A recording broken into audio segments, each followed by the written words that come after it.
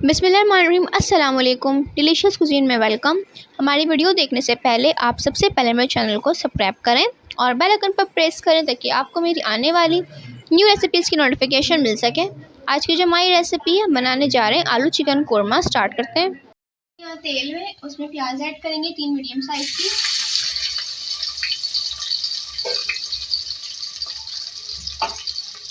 इसको फ्राई करेंगे।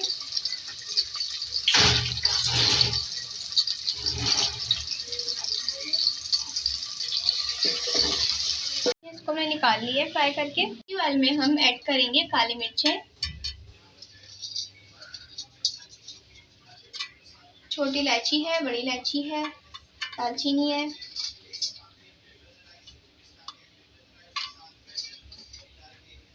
Chicken add करेंगे हाफ केजी।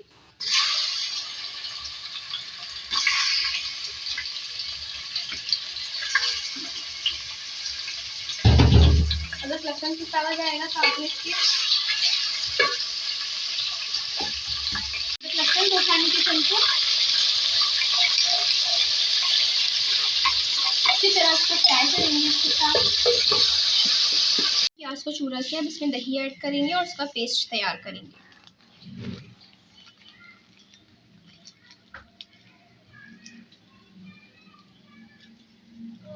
हम इसमें जो है दही और प्याज का पेस्ट ऐड करेंगे,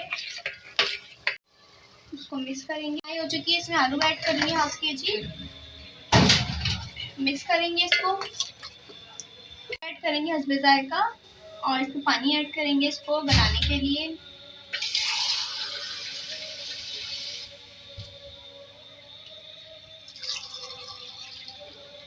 ग्रेवी और पानी गिराने के लिए 2 गिलास इसमें ऐड कर रहे हैं।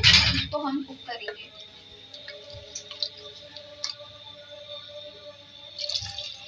यहाँ पे हम जायफल जावित्री जो है वो पीस के डालेंगे इसमें 1 टीस्पून और इसको मिक्स करेंगे। थोड़ी देर उसको हम और दम पे रख देंगे। देखिए अब यहाँ पे जो है हम एक चीज़ ऐड करेंगे, क्योंकि मैंने थोड़ी सी ऑयल में धनिया और लाल मिर्च को पका लिया था, तो इसको हम ऐड करेंगे आखिर में।